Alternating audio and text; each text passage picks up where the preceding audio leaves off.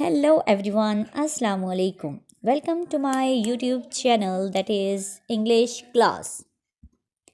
This is not my first video of this channel, but actually this is the first video of my life on social media.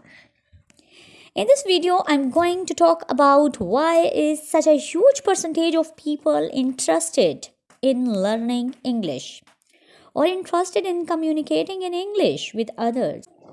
So, what is so magical about this language? What is real in this language that so many people always interested in learning it? So, what is the importance of English?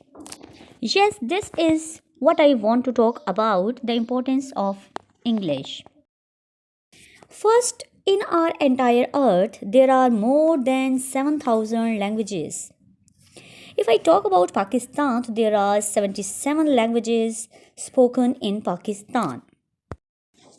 We all are agree that this language has worldwide significance and we cannot deny this. For any work, whether it is for jobs purpose, for treatment purpose or for traveling purpose.